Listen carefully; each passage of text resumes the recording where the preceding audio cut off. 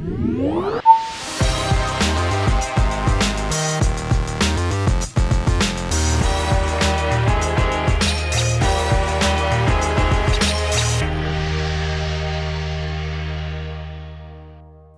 up, everyone? Welcome to episode 22 of Preloaded. My name is Josh Finderup, and I am joined, as always, by the other half of Preloaded, Jackson Vanover. What's up this week, Jackson? Not much, Josh. Just picking up Hitman 3, really loving that game, but I'm excited to dive into all the fun news we're getting early in the year. Yeah, it actually was a bit of a slower news week, and I think a lot of that has to do with what's going on here in the States with the inauguration and the holiday we had, but we did get some news from Ninja Theory about their latest, or, future project, I should say, Project Mara. We got some interesting Sony first-party news, and there is the Cyberpunk drama that kind of started to unfold last week, or continue to unfold, I should say, and that is going to fuel our deep dive discussion this week about whether companies are beginning to maybe ethically or cross the lines of how to ethically market a game. So we're going to have a really interesting discussion about that. You want to stay tuned. And I also want to mention that Jackson and I, are continuing to evolve the show, evolve Preloaded. And so just stay tuned for some changes that are going to be happening structurally to make the show hopefully more interesting and a bit tighter. We just want to give you a heads up that it's the format is likely not going to stay the same as we move forward. We're going to be experimenting, and I don't want to spoil it too much. I don't know if you had anything to add there, Jackson. No, just that we want to make a better show, and we think this is the best way to do that. Yeah. So again, we've got a great show for you, and we do have some housekeeping. Preloaded posts every Friday. We post over on our YouTube channels. I am Quest Mode on YouTube. And Jackson is jayvee, Jayvee. So if you like to watch, you can check it out there. If you prefer to listen, you can catch Preloaded over on the audio platforms, Google Podcasts, Apple Podcasts, Spotify, and Stitcher. If you are listening on any of those platforms, we'd love for you to leave a review. Leave either a 5-star review, which just takes a quick second, or if you're feeling generous, leave a written review to let people know why you enjoy listening. You can also write into Preloaded at the email address preloadedpodcast@gmail.com, and we welcome all of your comments and your feedback, but we'd love to get your questions. Every week we dig into our mailbag, typically at the end of the show, and discuss one of your questions. So if there's anything you want to hear us talk about next week, write us. Again, it's preloadedpodcast@gmail.com, and we read all of your messages. We'll definitely look forward to hearing from you. And speaking of questions, we are going to kick things off, as we always do, with our segment, Who the Hell Are These Guys? This is where Jackson and I answer a question about our gaming history, our gaming preferences, to help you, the audience, get to know us better.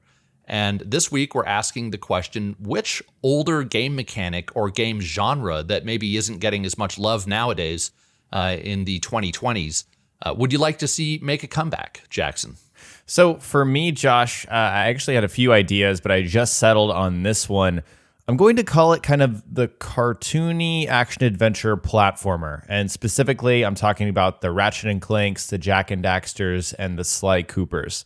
Those kinds of games, we're still seeing them. We're getting a new Ratchet and Clank, but a lot of those devs have moved on. They're making Spider-Man.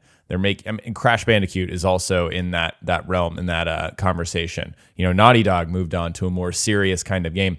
I just want those kinds of games to be given the AAA treatment that they used to get. Nice. Yeah, I miss those games too. Banjo-Kazooie and Banjo-Tooie are some of my favorite games. I'd love to see that franchise make a true-to-form return. So great answer. For me, it's...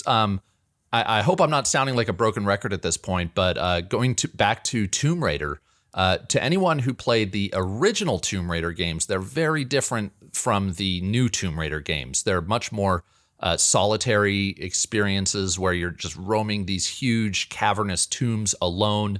There are not a lot of enemies, but there are a lot of puzzles to solve. And I miss that, where you're just these really exploration-focused games. They're called action adventures, but I feel like they're much heavier on the adventure side than the action side.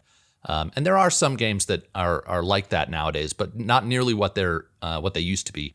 Legacy of Kain, Soul Reaver, that's another series that fits into that mold that I'd love to see that series make a comeback. Awesome. I would love to see those too.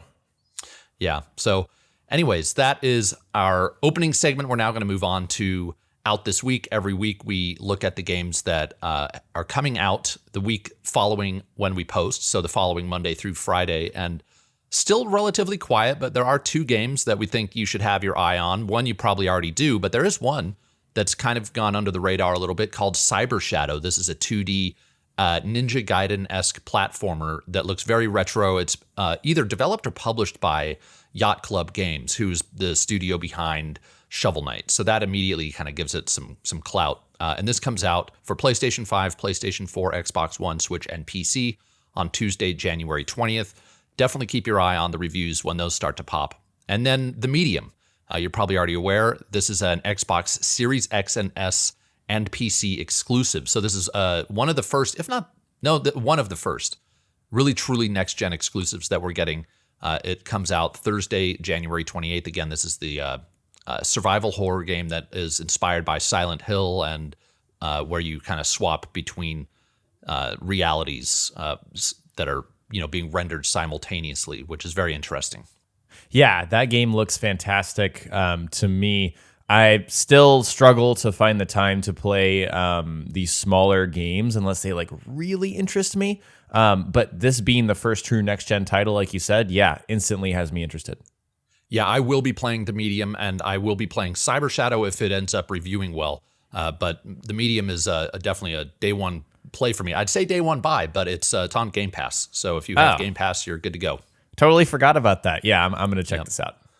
Cool. So with that, we're going to move on to our review roundup. After we look at the games coming out, we look back at the week prior to see what game reviews are coming out and how they're performing on OpenCritic. And the only game of note that had reviews this week is the big one, Hitman 3, the first real big release of the year. And it's reviewing excellent. Got a 86% top critic rating, and 96% of those who review it are recommending it. What are you've, I think, put far more time into this game than I have, Jackson. What are your thoughts? Yes, I managed to snag a review copy, and I've not put a ton of time into it, but enough to, I think, kind of understand what the third one is doing compared to the first and second, because they are very similar. But generally speaking, yeah, a lot of the reviews that I've read and the reception out there is that this is a perfect game to hop into, even though it's the third in the trilogy. But they also appreciate just how, IO sticks to the formula that works clearly for the last 2 games, but managed to push it just a bit further and reward those people that are really paying attention to this trilogy for the story. Nice. Yeah, I have some questions about it, but I'll wait till we get to our what we're playing segment at the end of the podcast to ask. I'm very curious about this game. Yeah, it's a great one. I'll be downloading it immediately after this show. We're recording the day that the game launches, and I haven't played it at all. So anyways, that is our opening section. We're now going to take a quick break, and we're going to get back with the week in previews, where we talk about all the news of the week. We'll be right back. And we're back. We are now going to dig into the week in previews, where Jackson and I look at the biggest headlines of the week regarding the games that are coming out in the near and sometimes not too near future, which is the case with this first story that we've got this week. So the week kicked off with Ninja Theory, who was purchased by Microsoft. They're one of their first-party studios now, released a new video about their upcoming project, Project Mara. This is totally separate from Hellblade 2. This is kind of a psychological thriller. I think that's pretty much all we know about it or knew about it before this video popped. But it's this almost like a tech demo that shows the apartment that this game will take place in. And apparently the entire demo or the entire game is going to take place in this apartment. And what makes it interesting and special is that they have rebuilt this apartment to be photorealistic. It's not like more or less photorealistic. It is photorealistic. It looks really incredible. And they've just put a lot of effort into photographing certain textures. It's a real apartment that they recreated, and they went in there and they photographed all the textures and surfaces and then recreated them almost down to like a microscopic level. And they also scanned the apartment using this interesting technology so they could get the proportions exactly right. So if you haven't seen this video, definitely go check it out. It's pretty incredible. Did you get a chance to see it, Jackson? I did. This was incredible. Like you said, it blew my mind. It made me kind of think about what we could be seeing in, a dozen years in video games. I don't think this is going to be a process that a lot of people adopt, because I don't think everyone wants to have a one-to-one representation of reality. But at the same time, I like tech that pushes the boundary is always interesting to me, even if it is trying to mirror reality. So I thought this was fascinating. And really, if you are someone who appreciates like pushing the boundaries of what video games can do, absolutely check this out and keep it on your radar. Yeah, for sure. It's going to be interesting to see when they reveal, character models in this game, how they look as, compared to the environment. Because, and maybe they won't be. Maybe the game will take place entirely in the first person and you won't see anybody else. But right, I'm very excited to see what it looks like. Me too. And like you said, Ninja Theory was bought by Microsoft. So this definitely seems like an example of Ninja Theory reaching into those deep pockets that they now have and, pushing the boundaries. It's awesome.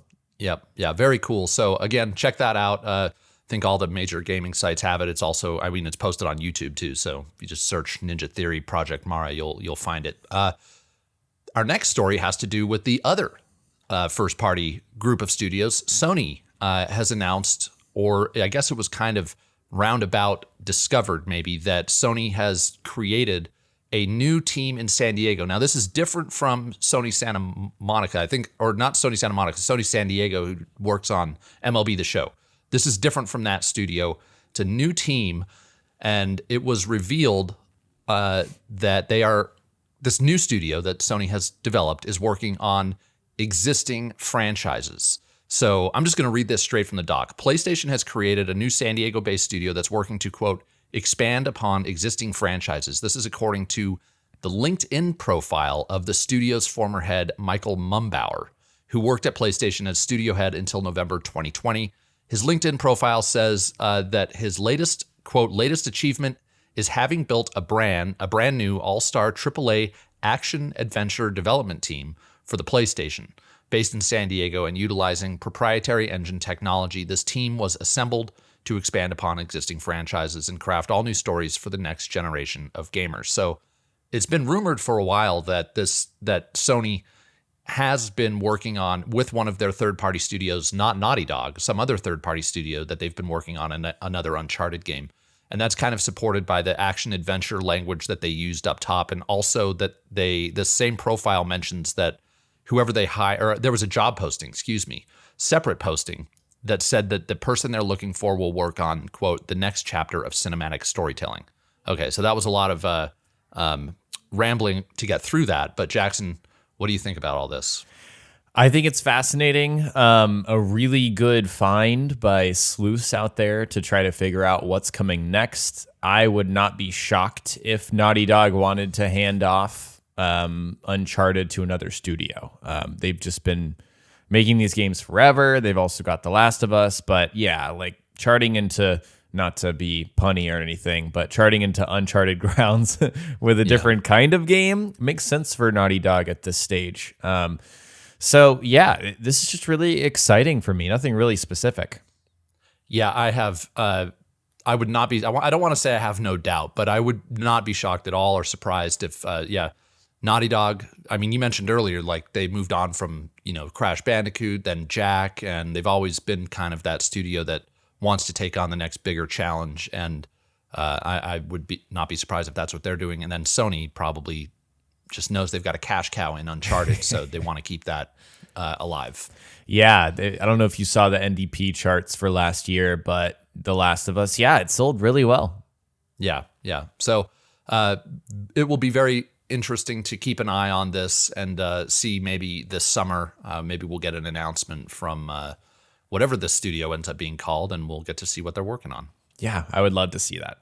Yeah. So we are going to move on to another game that we have talked about a little bit on this podcast. I think when we just got started with Preloaded, we were mentioning this game But if you haven't heard of a game called Atomic Heart, you should definitely look it up.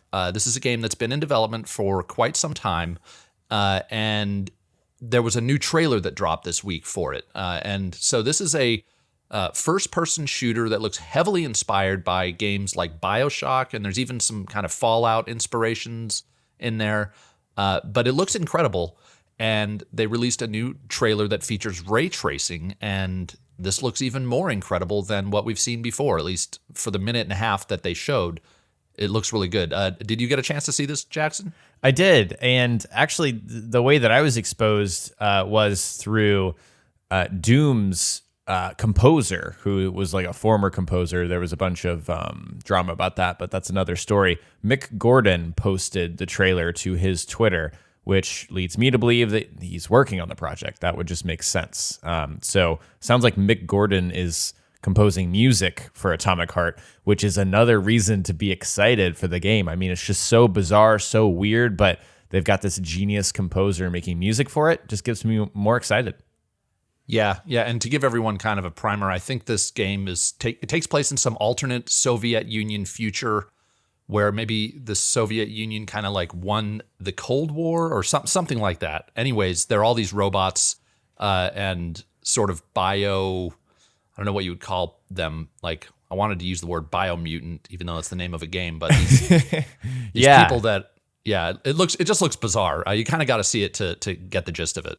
Right. Yeah. I think if I put the trailer in here, hopefully people will get a good gist of what they're looking at. Yeah. And the funny thing was when I first started watching the trailer, I was usually like women's hair is what gets all the attention in games, like the flowy hair, or maybe The Witcher with like Geralt's hair. Right. But the guy's hair that's like super neatly combed, you could definitely see the ray tracing going on, like with the way the light hit his hair. I was like, that's some of the best looking hair I've ever seen on a dude in a video game. We are so weird just as a community. It's like cool hair blows our mind. Yep. Yeah. Anyways, so Atomic Heart, go check it out. I really hope this game comes along and eventually comes out. It seems like they've been working on it forever. So we want to move on to talk about a bit more of a more family-friendly game. We'll put it that way. We finally got a reveal from Nintendo. I know we don't really cover Nintendo a ton on this channel, but when it's a mainline Mario game, it's a big deal. So Super Mario 3D World is coming out in February, I believe. I think it's February. And we haven't really heard anything about this add-on that they're putting into this game called Bowser's Fury, but we finally got a full reveal of what that is. So this is a self-contained adventure that is being sold along with Super Mario 3D World, and it looks far more open than the levels from 3D World, which resembles more kind of like a 2D, 2.5D, 2.5D format. This is like completely open. So that's cool, at least to me. I'm excited about that. And you have to collect coins, kind of similar to the moons in Mario Odyssey. And as you do, you're helped by Bowser Jr. One of the interesting things about this is you can actually, well, for one, Bowser Jr. is usually one of your rivals or villains that you're fighting against, but he's actually helping you in this. And you can play co-op in this mode where one of your friends takes control of Bowser Jr. Not sure exactly what your friend will be doing, but that's interesting. And then every so often, Fury Bowser will appear. He gets really big, really massive, and that becomes your focus. You have to take him down as he like rains meteors down on the land, and you have to transform into this giant cat Mario in order to take him on. So that's kind of the gist of this. I know you're not the biggest Nintendo player, Jackson, but I don't know how you feel about Mario games. Do you pick them up usually, or do you pass them by? Oh, yeah. Super Mario Odyssey, I really enjoyed. I think I typically am one to look at reviews before I grab a Super Mario game. But when it's something that really like sells a console, typically, that's when I hop in and check it out. But it's cool to see the Switch library expand. Switch is just killing it. And I think this is going to help push it further. Yeah. This is it still would be nice to see like whatever the next new game that Nintendo is working on is going to be, but I am excited that this is getting a remake. I skipped this on the Wii U, even though I have a Wii U. I didn't play this, so I am planning on picking this up, and this add-on sounds exciting to me. Awesome. I can't wait to hear about it. Yeah. So now we are going to move on to our final news story of the week. And Jackson, I'm going to kick this over to you. We're both pretty familiar with this whole situation, but just mainly since I've been just jabbing or whatever the word, gabbing away, I'll kick it over to you. You're doing great, Josh.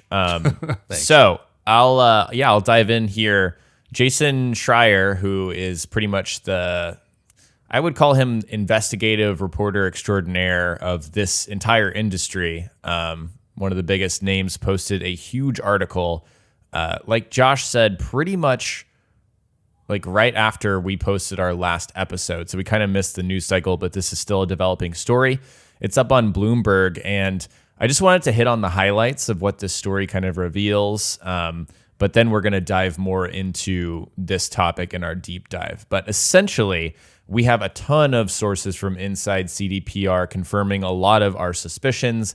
The game wasn't ready. It was far too ambitious, and a lot of people within CDPR, or a good representative portion, knew that there were issues with the game. A lot of those people can't make decisions, like delaying the game. That's up to the higher ups. But still, knowing that there was a decent chunk of people that knew there was something wrong really paints a picture about this situation. Gives us, sheds more light on pretty much the biggest gaming story of 2020, and it's starting to, seep into 2021. So, yeah, I mean, crunch, the vision for the game changed. There's a big ego issue internally. A lot of stuff was going on, and Jason Schreier lays it all out in this article. Yeah, it was really interesting to read some of the details that he was able to uncover. Like one of the things that I found interesting was that they apparently, it sounded from the article that they are kind of looking at Rockstar and what Rockstar has done with GTA 5 and Red Dead Redemption as examples, or at least the industry does. But one thing that I found interesting is that, CDPR staffed up to over 500 people, and which sounds big. But for one, it didn't sound like they handled that growth very well, and that kind of hampered their team. But, Rockstar's games, GTA and Red Dead, especially GTA, I think, had multiple studios working on it, and the team totaled out to over thousands of people. So this is still a small team with ambitions that maybe were outsized for them. I think so, yeah. And when you specifically say, we're going to make an experience on the level of a Rockstar game, but then you don't staff up to meet the quality bar that you're setting for yourself, I mean, obviously you're going to run into issues, especially if you rush the project out like it sounds like they did. Yeah, and the other thing that, Jason Schreier highlighted this even in his tweet that he tweeted out when he posted this story, was that it seemed like there's this mentality at CDPR that, we made The Witcher 3 and we pulled that off. So they just kind of assumed that, at least the developers, that this would just work out, that they could pull this one off. But it does sound like Cyberpunk was a more ambitious project, and as a result, they just couldn't pull it off. Also worth noting is that it was revealed in this, and I think this was known before, but they didn't start development in earnest on this game, on Cyberpunk, until 2016, even though the game was revealed back, I think, in 2012. Right, and that's a huge problem. I mean, you had the CDPR, I believe, CEO, the guy who's been making all of the, like, Marcin Iwinski, I want to say is his name. There's specific footage of him giving a detailed presentation of what they wanted Cyberpunk to be in 2012. And think about, they were still very deep in, not still very deep. They were probably just starting very deep development on The Witcher 3 in 2012, because that game came out in 2015. And so they were kind of hatching their chickens before they roosted. It just seems very weird that they didn't start developing until 2016.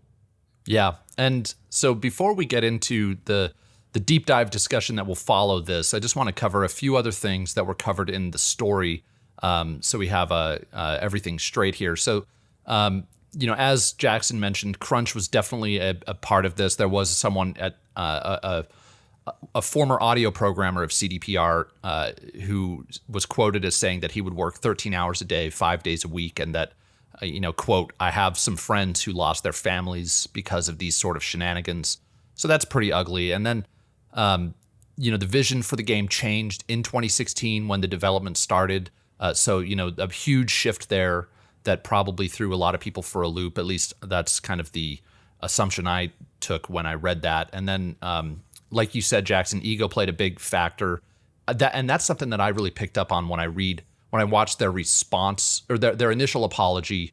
And then also there was a response posted to this article. And when I read that and when I watch the video, it still seems like there just is some pride going on with these people at really high up in the chain at CDPR. But that might just be me. Yeah, I pick up on that too. I think that gamers in general are pretty in tune with how devs speak and how they position themselves. And I think we can all kind of tell it's like, they're not really owning up to this as much as they could.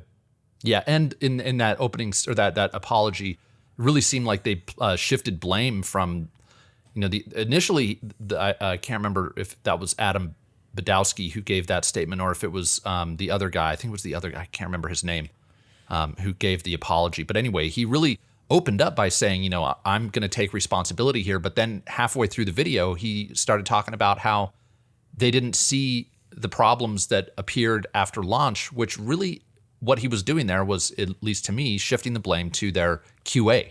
It's like, well, are you saying QA didn't catch this? I think that's a load of crap, if you ask me.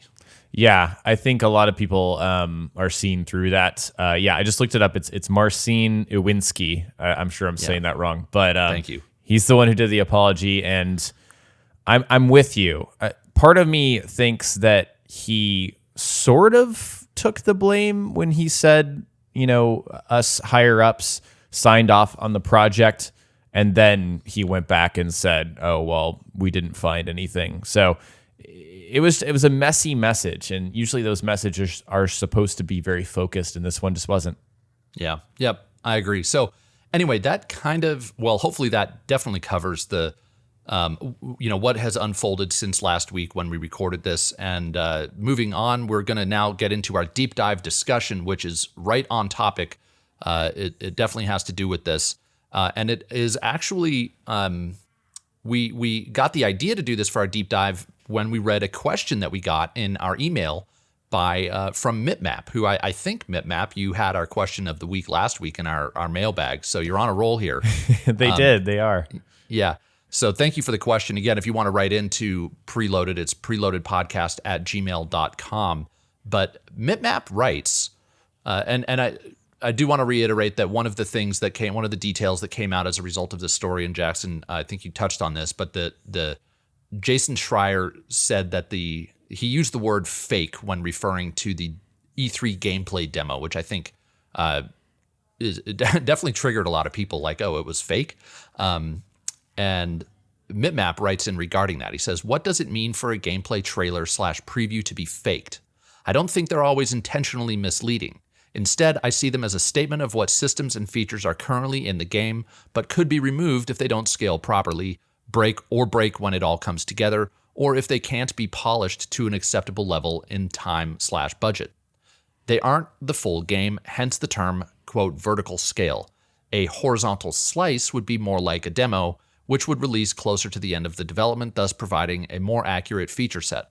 Early access is said to be the answer, but sometimes games don't get that second wind when they hit 1.0. So thank you, Mitmap, for the very thorough and well thought out question. There's a ton in there that we can dig into, but kind of the question that this led me to ask is, are games kind of pushing the limits of ethically marketing their games?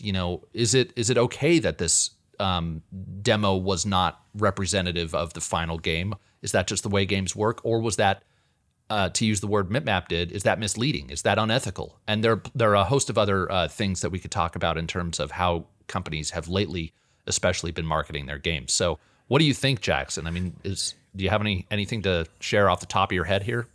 Sure, yes. I think it's a more complicated question than a lot of people paint it to be. And the reason I say that is because I try to think of it from their perspective, from the publisher's perspective.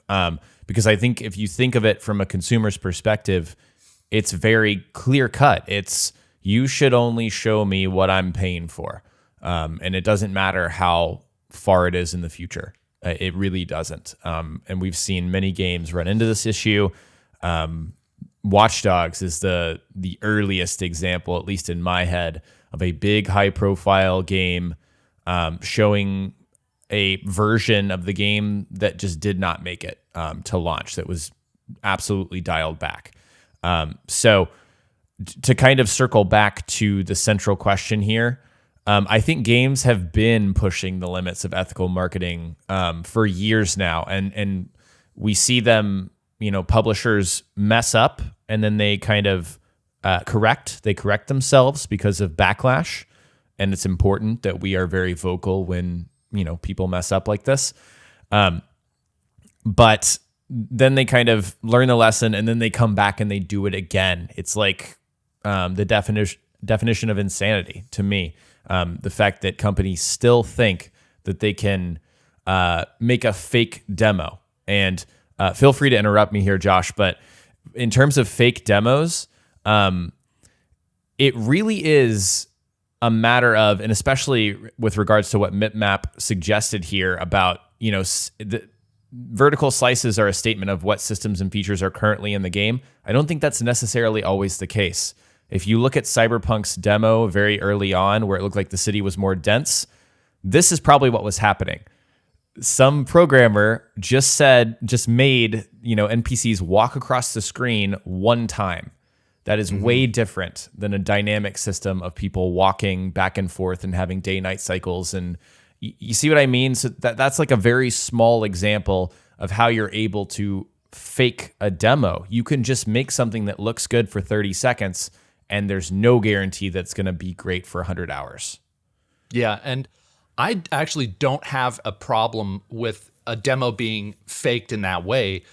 What I have a problem with is that it wasn't representative of what we got in the final product. And if they had, just to save time, they're making this demo and they know that in the final product there's going to be like 12 NPCs on the screen at a time, which honestly that's kind of like maybe the max that I've seen in Cyberpunk 2077. But instead they don't have the system in place that's going to, that is going to allow these characters to move around on their own, and they have to just guide them across, manually. I'm fine with that as long as it is representative of what we get to see. What I think is somewhat unethical in this case is that what the product that they gave us was so drastically less than what we saw in the demo, and I think you're seeing the repercussions of that in the lawsuits that are being filed against CDPR right now. Usually we don't see lawsuits being filed after the release of a game, but I think this was such a drastic example that people said, if you're going to show a game that looks this great and then deliver a game, at least on base consoles, that looks so terrible that it gets pulled from a store, then there is a serious problem there. So if a company fakes a demo and it's representative of what we get in the end, fine. They got to show us what we're going to be getting if they want to market their game so early. Right. I totally get where you're coming from. I think where it becomes a problem is, Josh and I don't make games, but we certainly pay enough attention, and we've gotten access behind the scenes of games before launch. Games are so iterative, and every single one of them are little miracles that it's crazy that these things manage to come together. It truly is. I think that it's really hard for CDPR to put out a vertical slice a couple of years ago and then somehow know that 2 years in the future that the tech has changed, or the tech will evolve to a place where their fake thing that they made allows them to put that in the game, that turnover isn't going to affect things, that major shifts in the project are not going to affect things. That's why, my biggest takeaways for this whole thing are, if you're a dev or a publisher out there, don't list a bunch of features in your game before your game is feature complete. And I actually do have an issue with creating fake versions of what you think, what you're shooting for, several years in the future. I just think that the medium is too It's too iterative, and it really does set you up, even if you have the best intentions, for what appears to be deceiving, even though that was just not the intention at all. And furthermore, if you make big changes, like it feels like CDPR did, I mean, if you look at that article, it does say that when the game's director came on board, his name is Adam Bukowski, they decided to do major story revisions, major gameplay revisions, and even change the game from third person to first person. If you do that, you got to announce that stuff. You really do. You have to let people know this is what our game is now. If you don't do that, then you're setting yourself up for what's happening here. Yeah, and that brings up an interesting point. This notion that Cyberpunk was in development for 8 years. That was my perception for a very long time, up until just recently. Right. And so stuff like that, not announcing that, we have a major shift in development, that would have maybe helped set some of the expectations for this game. While I still think that they shouldn't have released it regardless when they did. But, when I first saw how this game looked, I was like, this is a game that's been in development for 8 years. What's going on here? So, not much communication there, even though, ironically, even CDPR is known for having such transparent communication, but maybe that was just smoke and mirrors. Right. I think they were caught, as the gross phrase goes, sniffing their own butts in this situation. They really were. Yeah. Very interesting how things have unfolded. It's really unfortunate. But just this question of, I guess, ethically marketing game, there's plenty of other instances that we can look at that I think it's important to note that this is definitely subjective. Like I do have a problem with how things unfolded with Cyberpunk, but another example that comes to mind that I had no problem with, but a lot of people did, was Spider-Man 2018 when that came out, and everybody made a big deal about the puddles. Like, oh, look, the puddles don't look as good as in the game as they did in the demo. I'm like, who cares? That doesn't really affect the gameplay experience. I guess whereas the stuff we saw in Cyberpunk, to me anyway, does affect the gameplay experience. That's a great example, Josh. And that just made me realize, I wonder if on PS5 with the ray tracing features enabled, if those puddles are there. Like that was something that they intended to do, but just tech was not there yet. It would be interesting to see that. That's a great point, though. Like that's not a critical thing that makes you think that what they showed was misleading. Just that, they scaled it back. That's the kind of iteration that I think people are okay with. Not what we saw with CDPR. And kind of circling back to what MipMap said about, gameplay trailers and previews being faked, I start to wonder, and I'd be curious to know what you think, Josh. Do you prefer CG trailers early on, like several years before a game? I know people just complain endlessly about CG trailers and they just want to see gameplay. But then we run into situations like this where a team, they have a vision, they have something in mind, they want to show it. They spend a couple months building up this thing like they did for Cyberpunk, but then it just doesn't turn out to deliver when the game actually comes out. Like, what is the best move there? Yeah, I think if the studio or publisher chooses to unveil a game that far ahead of time, then yes, like definitely show CG. Don't show gameplay with how fast technology moves and how much can change in development. Yeah, I think it's smart. I think, and a year ago I might not have given this answer, but based on what we've seen unfold with Cyberpunk, I think that showing gameplay this early is probably not the best way to go. So that's, again, if a studio or a publisher chooses to unveil a game that early.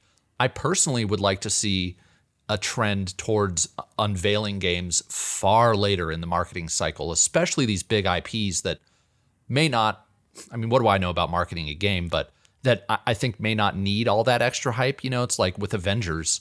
If you had announced an Avengers game 4 months before it was released, that may be a bad example because of the movies and whatnot, but let's just look at Fallout 4, the way they did that one.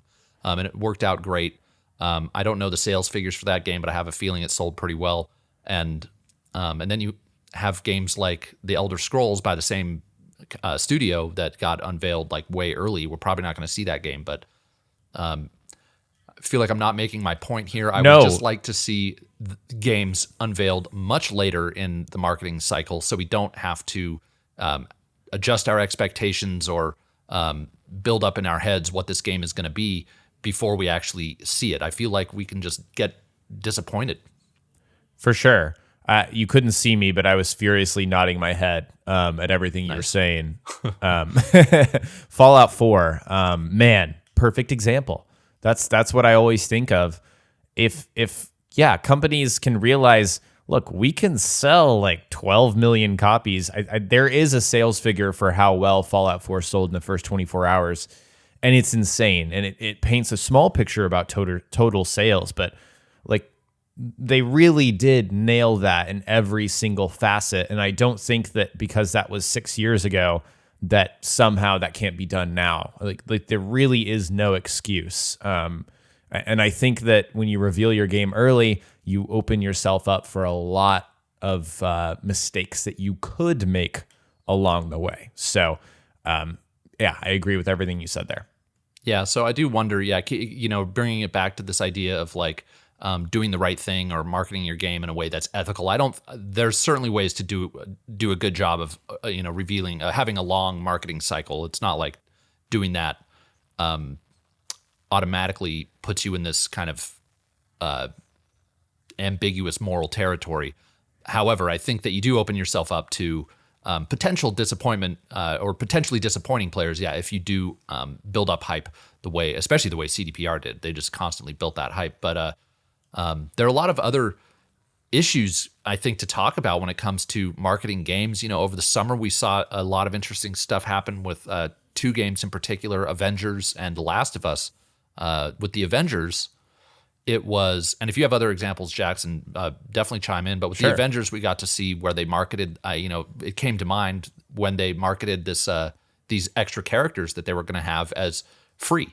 I mean, they were very clear that these are free characters. And then when they got closer to the launch of the game, they revealed that there were going to be these kind of battle pass-esque microtransactions attached to them. You do get the character for free, no doubt, but in order to get all of the related content, you have to make a purchase. Right. So I think baiting and switching is something that we do see. And is that okay? Right. It's certainly a matter of like murky lines here. They're trying to blur the lines as much as possible. And bait and switch is a perfect way of describing exactly what happened with Avengers. That didn't make me feel good about a game that I already wasn't feeling great about.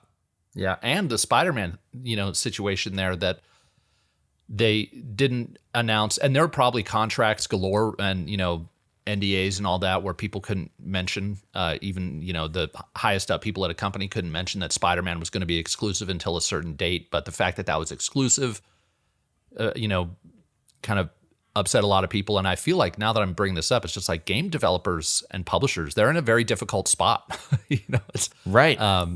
Sure, some of these practices might rub people the wrong way, and some people might even call them unethical, but it's like, what are they supposed to do? I really don't have a good answer in the case of like the exclusivity and even the microtransactions, because people are gonna have a negative reaction when they see that you actually do have to purchase things to get all the content. So they want to make people happy when they make these announcements, but if they include the microtransactions as part of it, people will be upset. So it's kind of a damned if you do, damned if you don't situation. It is, and I think a lot of people aren't up for the realities of game development in the modern day, which is such that microtransactions are a reality, no matter how much we don't like them. The only way to fight the man in that respect is to not buy them and be vocal about your dislike, which that is what plenty of people are doing. And I salute you for doing that, as long as you're not threatening anyone. But it is hard, I think. But to answer your hypothetical, what can they do? Is there a right or wrong? I think it is wait as long as possible to show your game, and then wait until you've ironed out your microtransaction situation. Clearly, Square did not with the Avengers, or they intentionally deceived people, which is an even more serious charge. So. Yeah. Yep. So the last thing I just want to bring up here before making one final point is there is an example that I do have an issue with, and that's some games, particularly from Activision. I can remember. I know that with the Crash Bandicoot, the CTR, Crash Team Racing, this happened. And then there was another game that did it, and it's not coming to mind, but that introduced microtransactions after launch. I know this has happened on a number of games where they release the game without microtransactions, and then in a post-launch patch, they include them. And I think, and if they don't make it clear that that's going to be part of the game up front, that really rubs me the wrong way.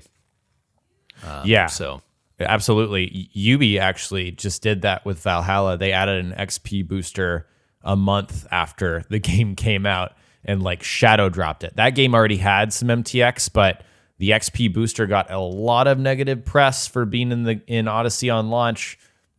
They really just pulled a magic trick basically and put it in afterwards, but a lot of people didn't fall for it. But, after looking at all of this, the one thing that I kind of take comfort in is that I think that the market will speak loudly enough that eventually we will reach an equilibrium. Now, there'll be new issues that pop up that we haven't even thought of.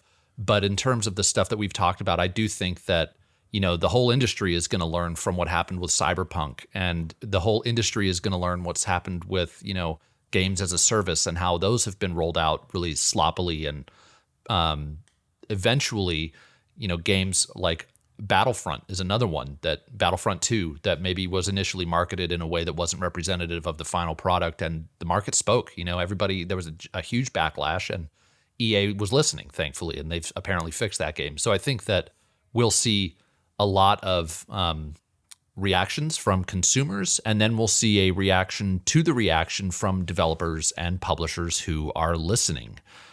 And that is going to do it for our deep dive discussion this week. We are now going to take our second break, and when we get back, we are going to talk about what we have been playing. We'll see you in just a minute.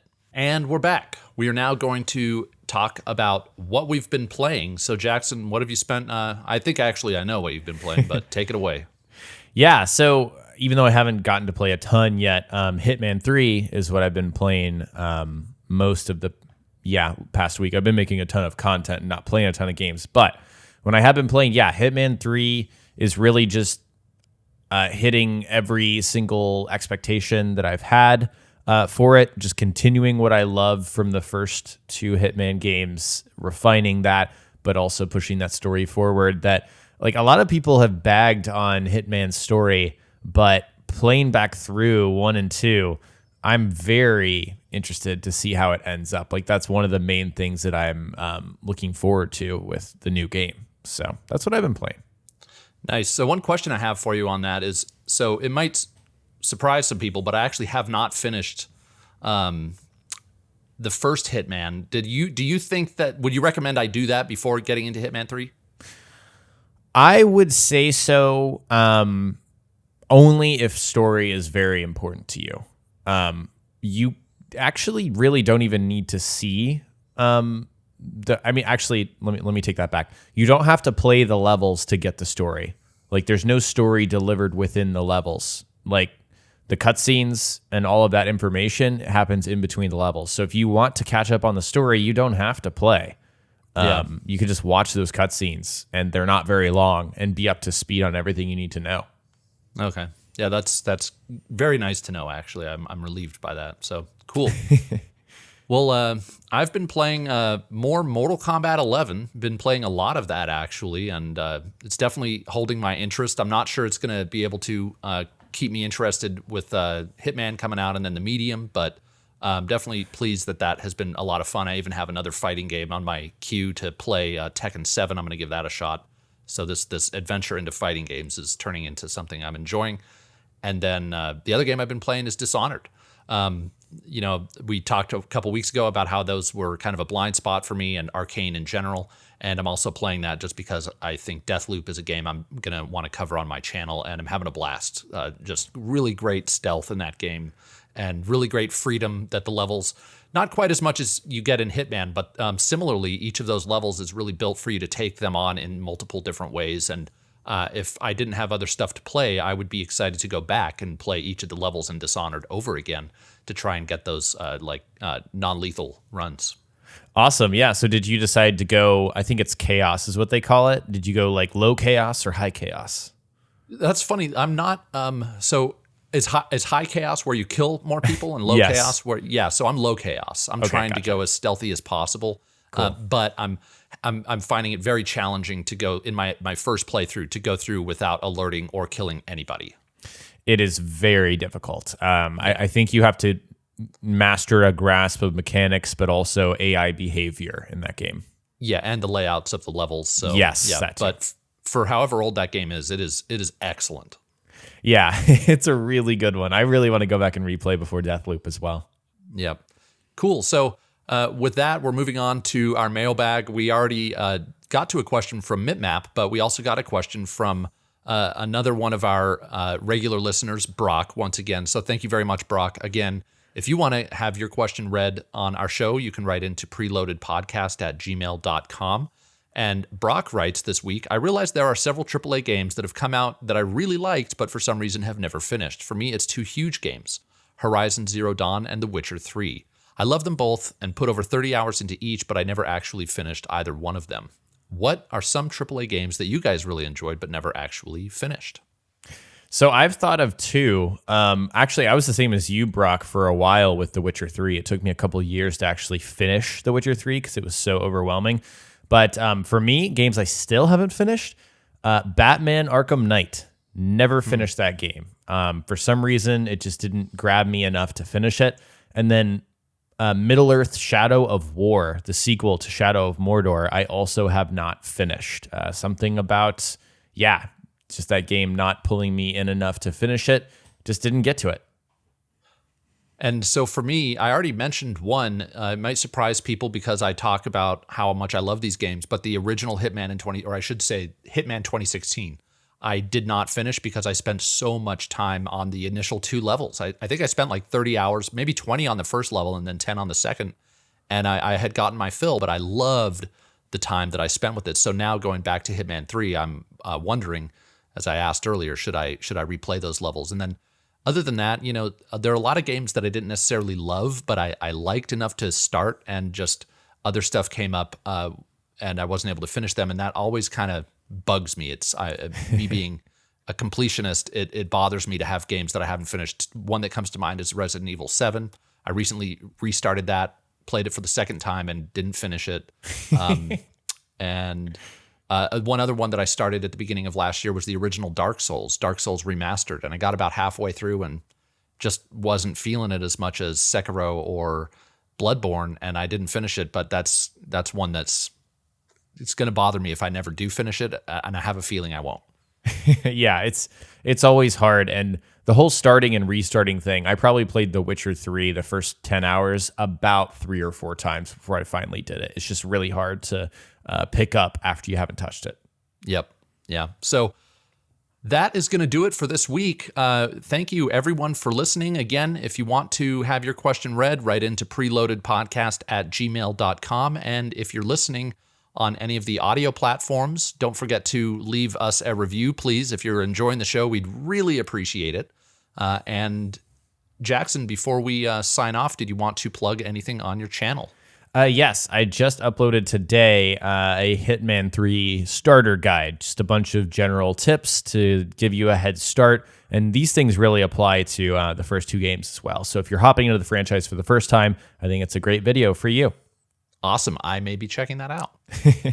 And on my channel, I can now tease my next project. It is I'm doing a big video on 25 exclusives that are going to release for PlayStation consoles. We're talking both PS4 and PS5 in the future. So if that's something that you're interested in, stay tuned for that. And I might even do an Xbox version of that if that video performs well. So keep an eye out.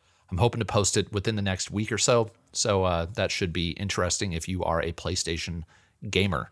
And with that, where can people find you, Jackson? I'm at jayvee on YT on Twitter and jayvee.yt on Instagram. Nice. And I am at Quest Mode Games on both Twitter and Instagram. And with that, we will see everyone next week. Bye, guys.